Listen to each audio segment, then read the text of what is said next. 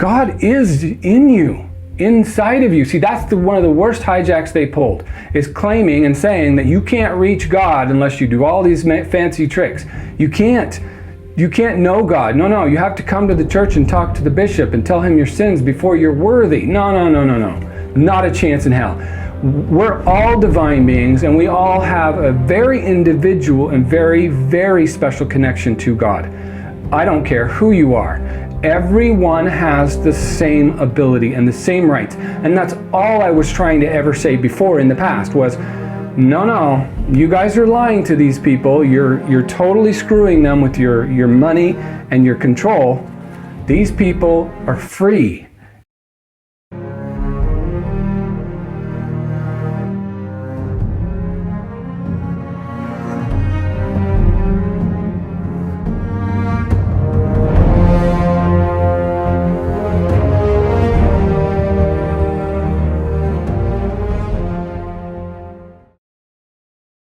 I am Jason Abraham, the Shadow Teacher 33, professional wellness and sovereignty coach, practical mystic, and warrior of truth in the Grand Illusion.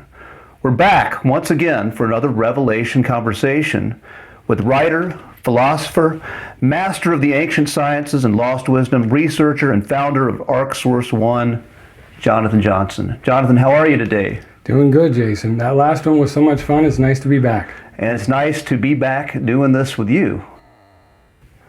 In your epic promo on the dark forces manipulating the matrix of consciousness that most people believe to be reality, you make some bold claims.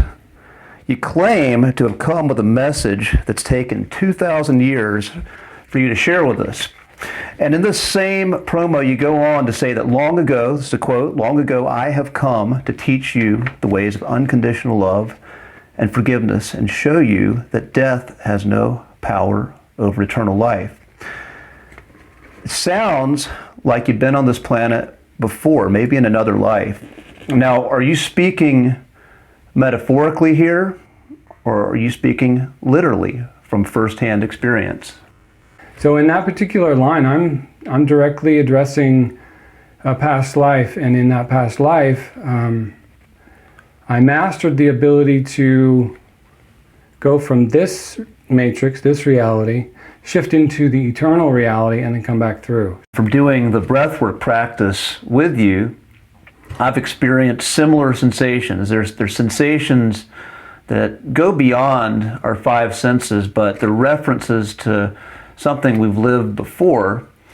And one of the things you mentioned again is the key to the fear of death. And the fear of death is, I would say, what controls most people and their perception.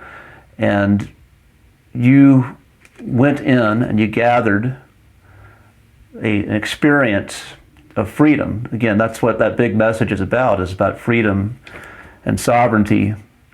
So tell me a little bit more about this, about the key to the fear of death. The lead up to it was one of my more traumatic lives, but the whole context of that life and the ending of it, after I couldn't breathe, was having a hard time getting air, and then after a while I just kind of surrendered into it. And then when I went into it, I remember just this darkness coming in and just kind of snuffing out what I had left as far as life force. And then it was as if I just started spiraling down, and it's like all these hands were trying to pull me. And then I went down through the realms of what people here know as the underworld. And so I was pulling down my consciousness through that realm so that I could find the key to that place. So it's like I was the key to death. So in order to do that, I had to keep myself completely cognizant and aware of what it was so that the light of my consciousness could see it and then unlock the mystery that usually consumes people and takes them. And there was a period of pause there in the middle. Like I said, I was beside this I wouldn't call it a lake, but it was like a body of magma. It was all lit up. And I remember walking beside it, but I remember feeling all the souls there. and then helping them all get a little bit better perspective on what was going on. And then I remember going down and down even further and further. And I remember it was the light, the darkness kind of just came in and just kind of covered and smothered me. But I still remember staying conscious, just barely. And then I remember I just kept that conscious awareness. And then I remember coming down through the very bottom, and it just got so dark. And then I remember bursting out through the other side, breaking open into just the vastness of eternity. And just, I remember that it's like a, and then everything was just quiet. And I remember hovering there in the infinite pure light. And I remember sitting in that still point, in that pause, after I was able to take that breath again. Because when I died, it was like I couldn't breathe, and then it kept pulling further and further. And I knew that all that was required was for me to stay with it, just to not check out, to not disassociate, because the psyche wants to go here while the experience is trying to take them here, and it causes a bifurcation of the soul, where the part of us that's technically conscious wants to get away and go over here. The other half of you, the primal, goes over here. And so I was doing everything I could to stay centered and poised in that middle place and keep the two focused on the goal. It was like being swallowed, and there was nothing I could do to stop it. There was no pleading, there was no praying, there was no... and that's why right before I died, I was fighting the urge to disassociate, so I was starting to feel very abandoned, like Father had just kind of left me there. And I had that feeling like I wasn't going where he was. I was kind of being pulled a different direction, but I knew that wasn't the case, and that can't happen. So I just stayed with it. I breathed the best I could at the time, and then when it pulled me down through, I remember the whole thing just sucking me whole down into that space. But when I came out the other side, it was home again. And so another thing you mentioned life's being a pathway to heal trauma of the soul and a bifurcation of consciousness. And anyone who's done deep trauma work, you realize, or you find that there is a split. There's someone who's been traumatized, they tend to disassociate as opposed to being integrated and present. And you mention that the life here, part of that life is working through that, the mechanism of bifurcation. Am I correct on that? Is that a good way of saying that from what you were saying from that past life regression you shared? Yeah, this life, in many ways, just coming in here is a form of bifurcation, because originally, like a lot of the beings, that you asked if they're from here or not, many of them are from realms of nothing but love and light and all that. So when they come in here, it's totally different than what they're used to. But even more than that, when people come here, they go from being, many can go from being, if you're from the spirit realm, you can go from being divine orientation to somehow you come in here and everything is separated. You feel separate from the one, you feel distant from God, you feel alone. Many people feel abandoned. Some people feel like they don't have their soul tribe. There's a barrier that when one transverses from that realm to this, from the spirit to this realm, there's a barrier that comes into place. A lot of people talk about the drinking of the river of forgetting, or the veil being dropped down. That veil is more or less the separation from the right hemisphere and the left hemisphere of the brain.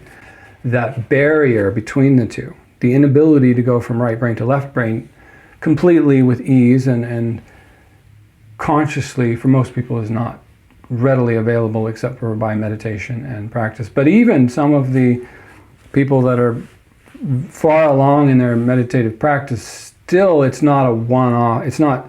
They're not one. There still has to be a I'm going back and forth kind of a thing. So you're speaking again of the integration of the masculine and feminine. That is one of the purposes here in this life.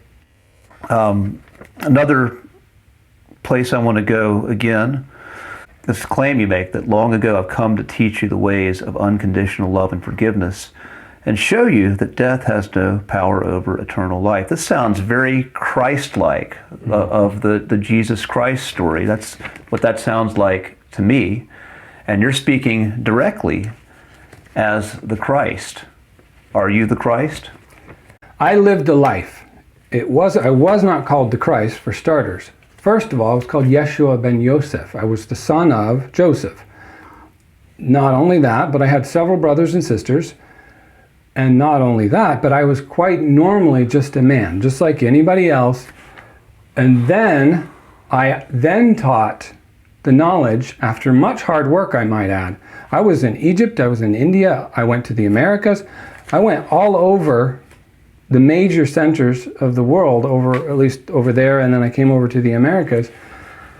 And I taught the things that I had learned. When I went to Egypt, I was uncovering the ancient texts, the ancient scrolls. When I went to the Middle East, I was doing the same thing in the libraries and things there, and studying in the Himalayas with the Buddhist monks in India, because I was trying to find my past. I was trying to find my memories. I was trying to find my way home. And in that process, and I have to tell you that the reason why I sound so, we mentioned it, we talked about it before this session. The reason why I sound so crazy to some people is because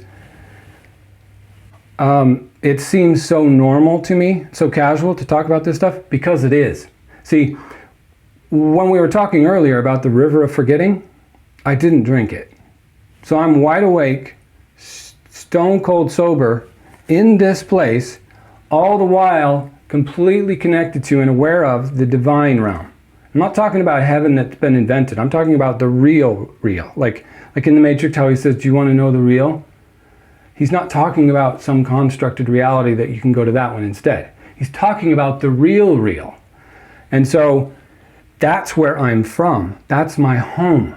My mother and my father are my mother and my father. They're not fictitious gods that you read about in a scriptural text. They are my parents.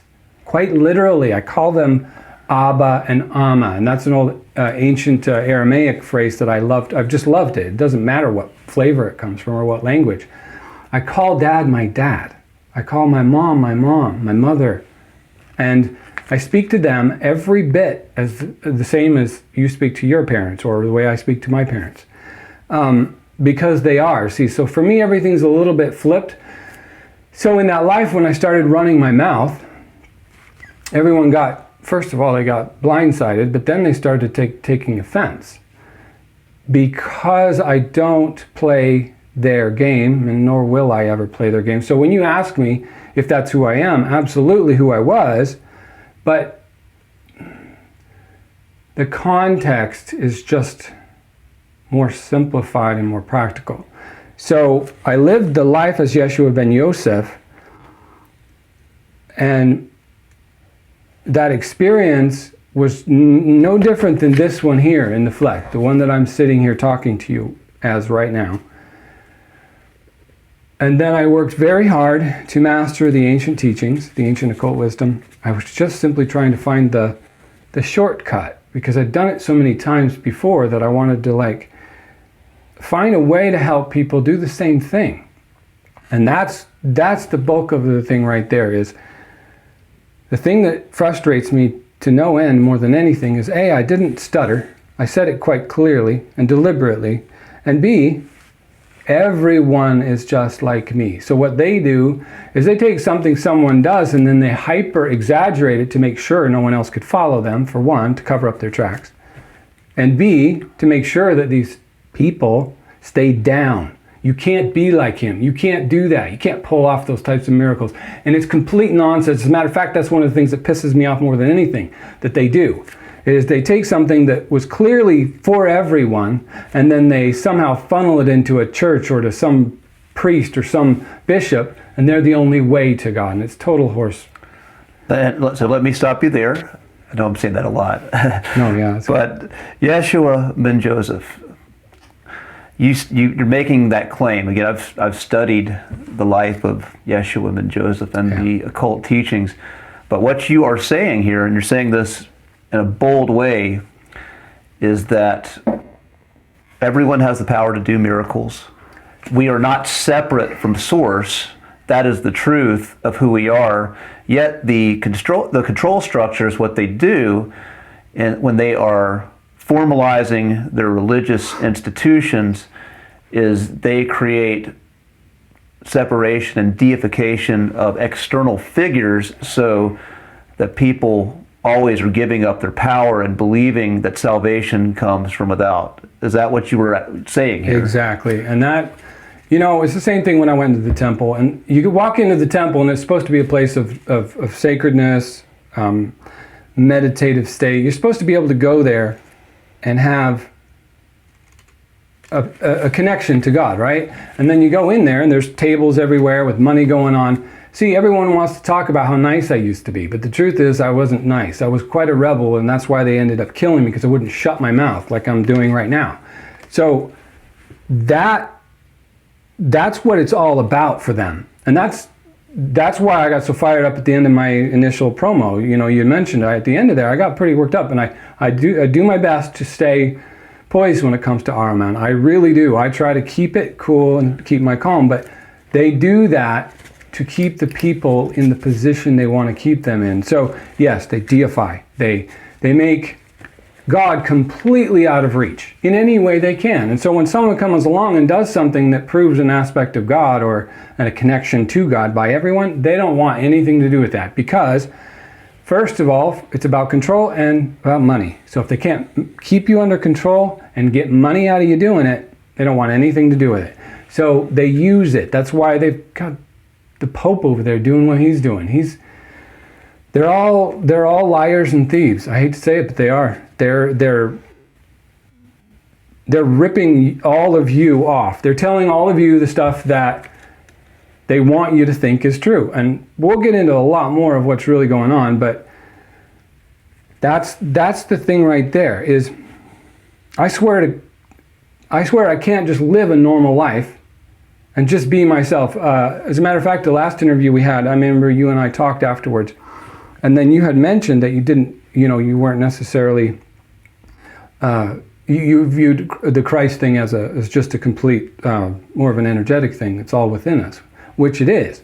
But I remember after that session, I felt quite sad, because no matter what I have done, no matter how much I've done, and no matter what it was that I did, I always feel completely and totally alone, because I can't just be seen for being a normal, regular guy who has particular tastes and interests and a personality, and still be able to deliver the work, help out when needed, and give better insight on what's going on. And I think it's all down to, I've kind of come to terms with it, it's just because I never forgot. I don't have a barrier between my right and left. I don't have the door to home towards God is not shut for me. And I remember as a kid, I'd go off into the woods or wherever by myself, and I would cry a lot because I wanted Father to take me home. And it was growing up for me was completely traumatic. And I remember just wanting to go home. It was always just a weight that I knew I could do it too. So it wasn't like, oh, I might die and get lost. It was more like, no, I'm going home and I've had enough, So it's just easier if we clarify that it's just two separate aspects. So I was a normal person. I studied, I trained, I did the hard work. You know how much discipline it takes to actually master this, to master the ability to do things. And then I got to the point where I studied in India for a while, and I got to the point where I could do the miracles more easily, but it wasn't until I went 40 days in the desert with, and here's the other aspect that people don't know about. The reason why they brought frankincense, gold, and myrrh to to when it's not really necessarily true. It's all a metaphor. It's all allegory as to showing you the truth hidden in plain sight kind of thing going on. The gold, frankincense, and myrrh is about the monatomic gold or manna from the Bible they speak of, or the showbread. All of that is not what it's been. It's actually a material that is made from pure gold. And when it's refined by an alchemist in such a way and you ingest it and you eat it, you actually can build the body up to a state, a frequency to where it becomes a superconductor, and it doesn't need outside energy to sustain itself. And it can also affect others' biofields in the same way. So I can cause a miracle to happen more easily because of the superconductive nature of my temple. So that is another component that people are unaware of. When I came out of the desert, I was ingesting ormus. I wasn't eating anything else. It was just that. And I did it for 40 days because the Christ oil comes from the brain, descends down the spine, reaches the root chakra, and goes back up. And then once it comes to the top, if you know how to do it, which is what I was perfecting all those years, and that's the breath work I alluded to in the previous session, that process, if you can clean, you first have to purge and clean all the chakras. You have to clean out all traumas, all damage. Then once you realign the chakras and everything's back online, as it were, you can activate the lower and the upper. As above, so below. As within, so without. Once you unify that, once you get the top and the bottom to come together here in the solar plexus, you can actually cause the inner eye. The eye of Horus is what they call it, but it's the inner eye. It's the thalamus inside the brain. And the Holy of Holies, if you build up enough of the gold and the breath and the prana is built up in you high enough, the spirit, it actually comes, it lights up and it fills your whole body with light. And then your real self, your Christed self. That's the whole point. That's what it was all about, was me going from completely normal person, just like everyone else, to coming awake, coming alive, coming back into my divine union with the masculine and feminine, the flesh and the spirit. But right now, most people's spirit is so drained of them, so tapped out. They're all but these people out here in this world are all but dead, spiritually speaking. So the gold helps revivify or animate the temple. And that's why in the ancient times, when we get to the subjects of talking about giants and stuff, their vessels were actually filled with gold in the golden age, during the golden times. Now, many people who are watching this, again, who are struggling in the matrix, who are seeking truth and understanding and weeding through lots of confusing information. Many people watching this, I'm going to guess, are going to think, this sounds batshit crazy. This guy, he's claiming to be Jesus Christ, and he's talking about these miraculous powers and claiming to know, in a very factual, literal way, these esoteric secrets and truths that really can't be verified by the way most people think. What do you have to say to someone who's coming from this? How can someone know what you're saying is true? How can it be verified? How can someone know this is true and not just some fabricated, schizophrenic, delusional story? That question right there is probably my favorite question, because I always figure, and I did back then too, I always figure that either I'm completely, absolutely crazy, like you so clearly articulated, or I'm just who I say I am, and I'm here to do what I say I'm going to do.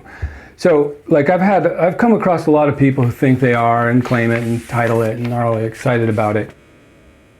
But when I was growing up, I always thought it was odd to witness that, because I thought, you wouldn't want to do this job for anything in the world, I can promise you. You wouldn't want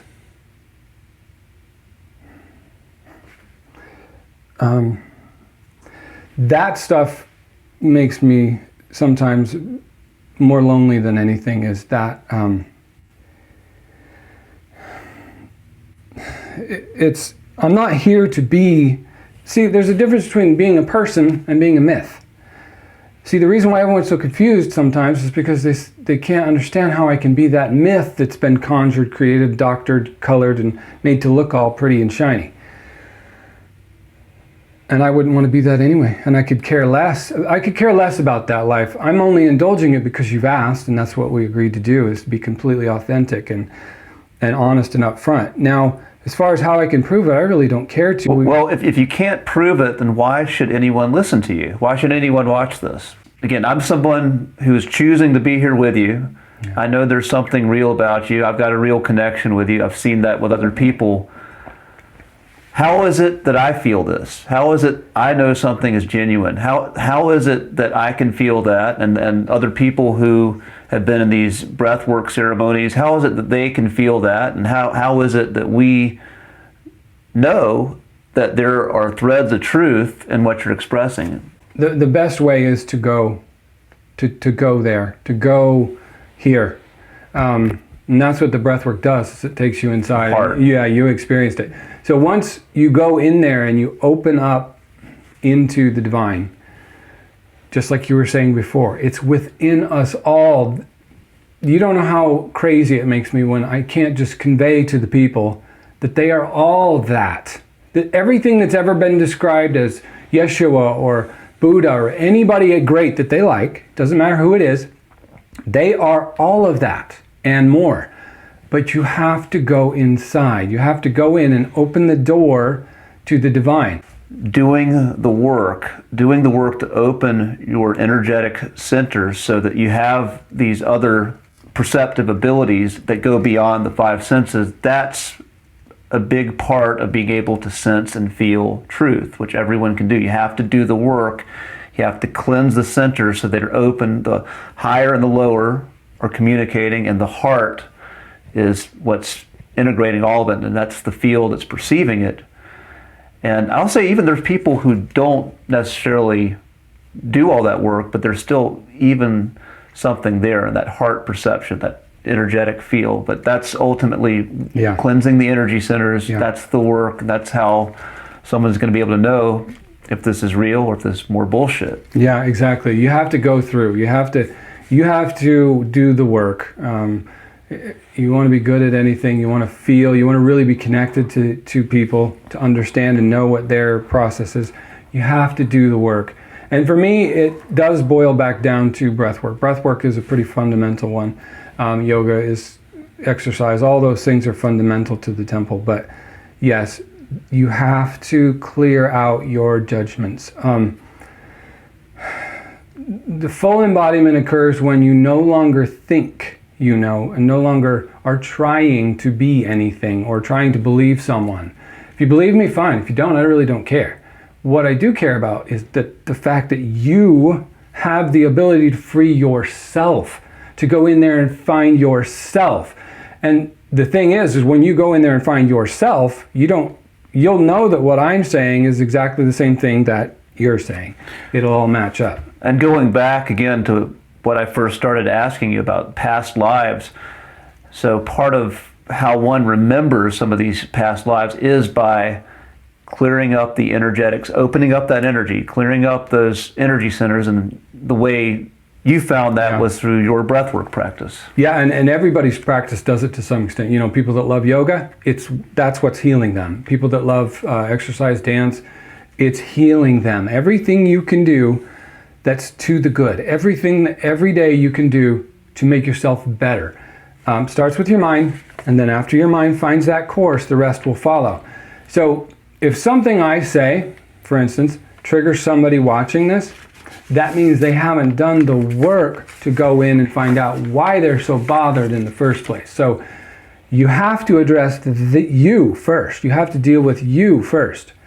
And that's why I'm able to finally share all the things I've uncovered and do my best to shine a light on the doorway that lets everybody out of the cage that they have the key to. It's just that I had to do me first. Now, this is a question I actually wanted to ask you in the previous video we did.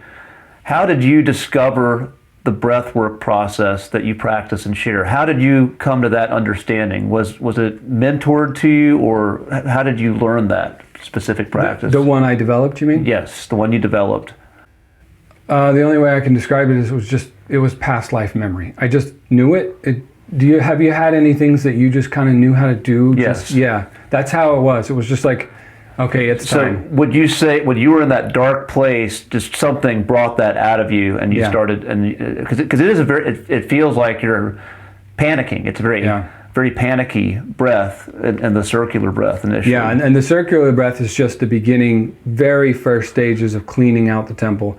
And then it moves into the holds. You hold the top and you hold the bottom. And those are more advanced later stages, just 3 to 4 stages. So were you, when you started to go into that circular breath, was there a bit of reflective essence, I should say, or were you reflecting on what that breath was doing to you at that space? Were you noticing a state change right then and there? Is that how you developed it?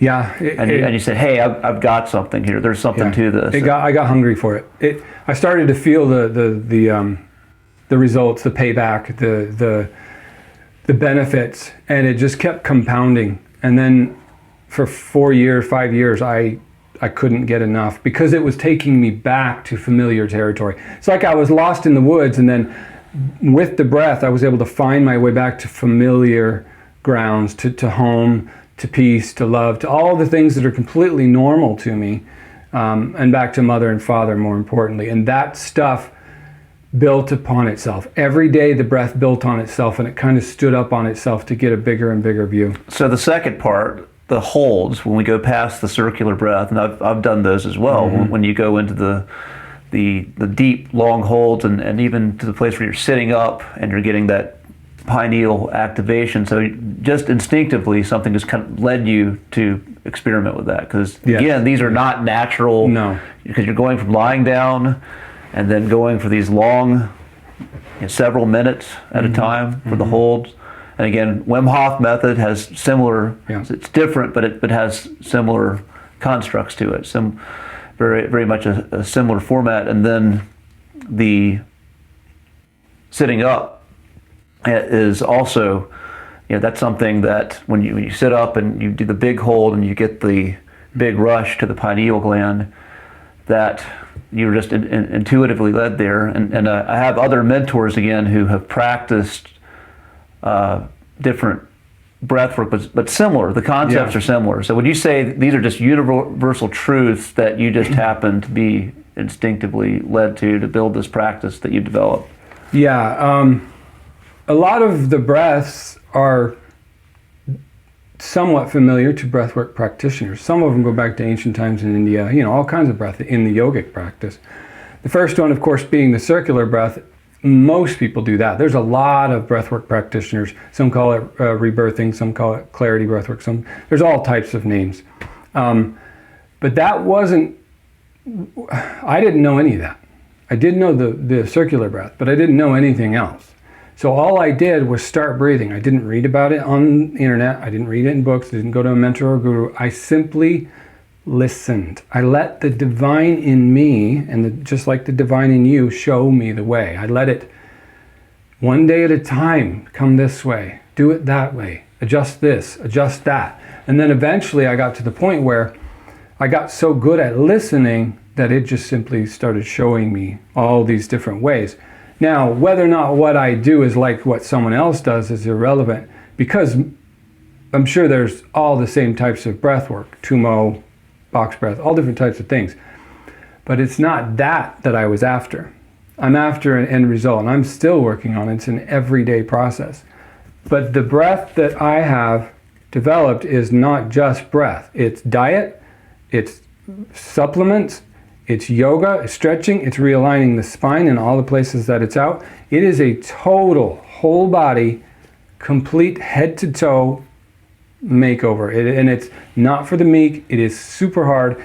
It doesn't give you a break. It doesn't cut corners. There's no easy ways out.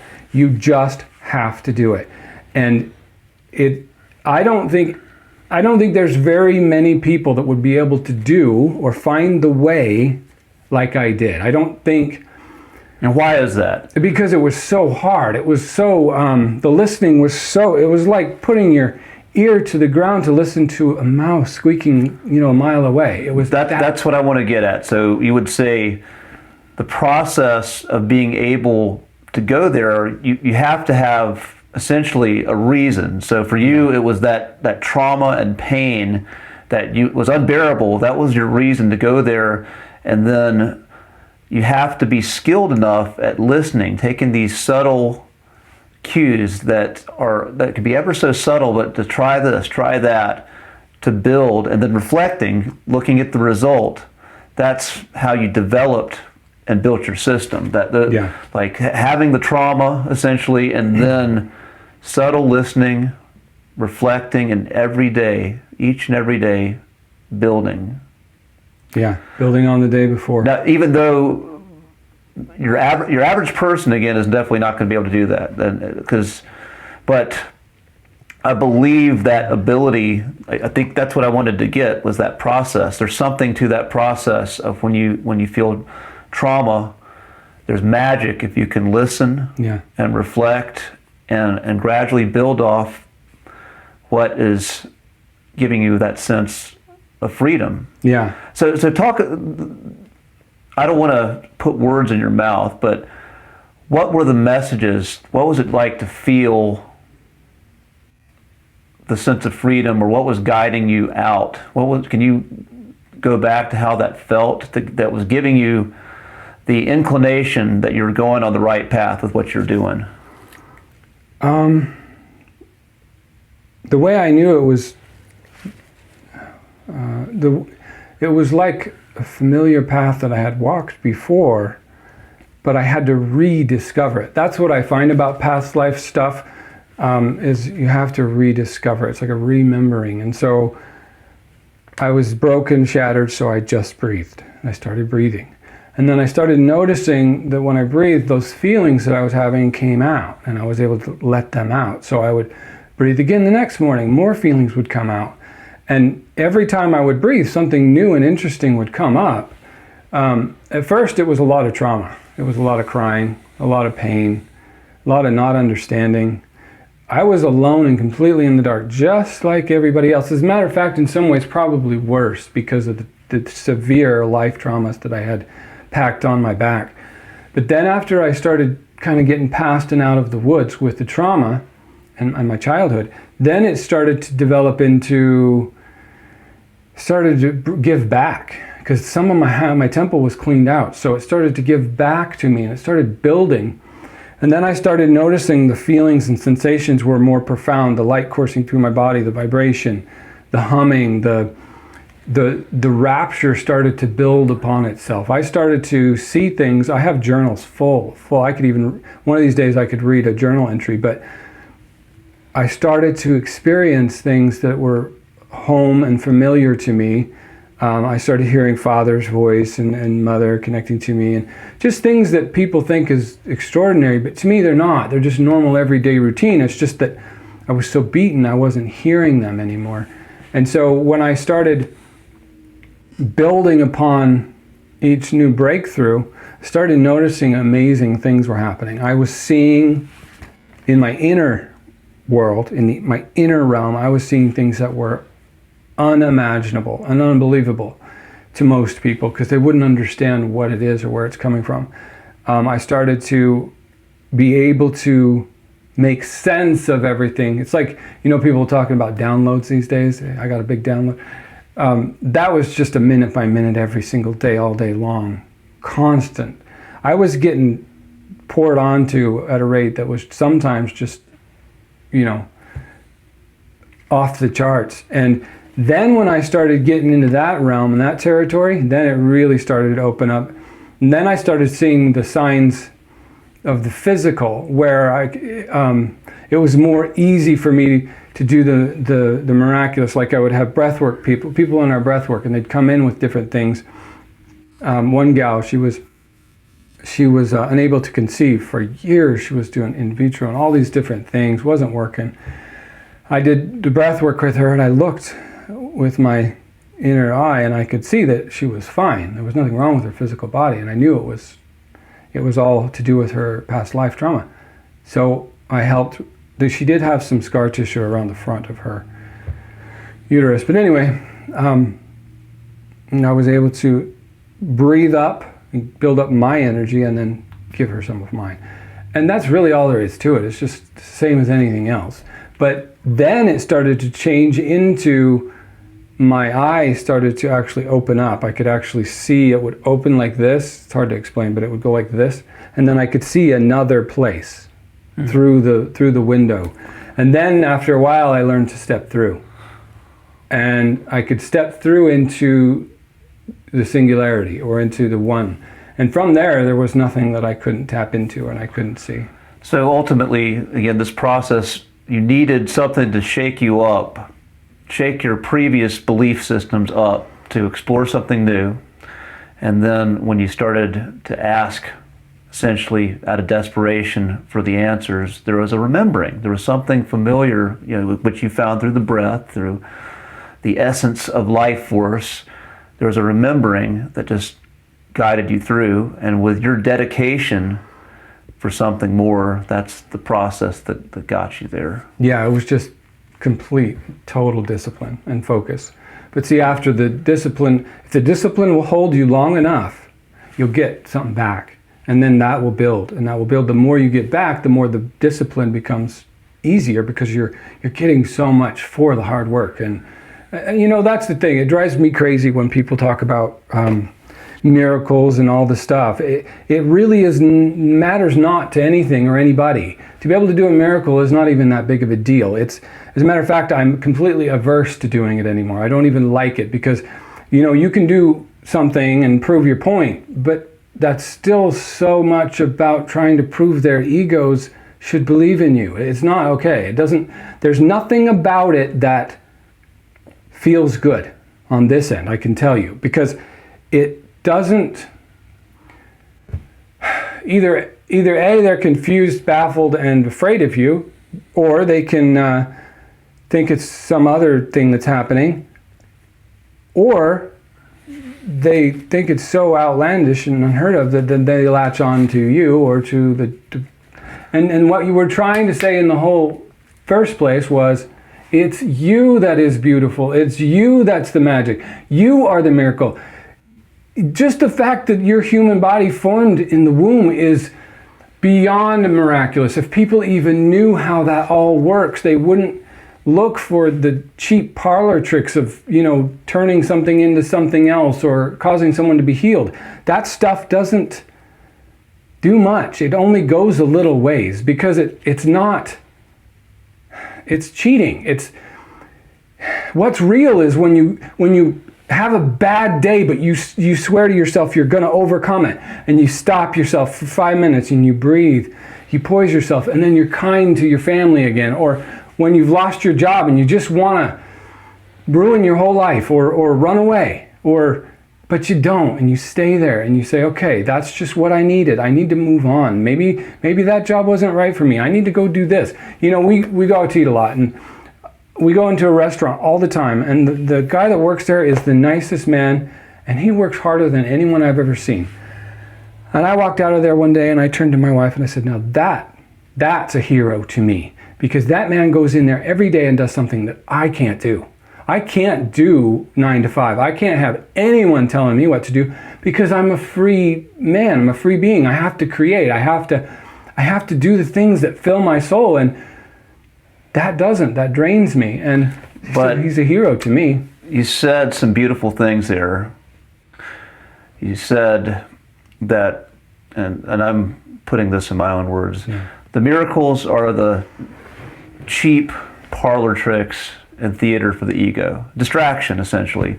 But the real miracle is understanding the gift of life and the life force that's within you, and the presence with all that you're experiencing, whatever seems mundane, whatever is there, that there's simple moments of being with your family, being with an activity that you love and you're engaged in, or even just the mundane, being a master of the mundane and repetitive, but being present with a new level of awareness of all that you are and all that you're experiencing, that is the real miracle. Yeah, this is a miracle. This is a miracle, absolutely. I mean, connect to you is like, connecting to you over this last little bit has been one of the best things that has happened to me, honestly. And I have a lot of great things happening, but this is magic because we're just sharing whatever. It doesn't even have to be a specific thing. It's just the connection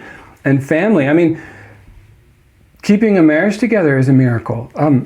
Loving your children when you want to just be so upset. Yeah, relationships.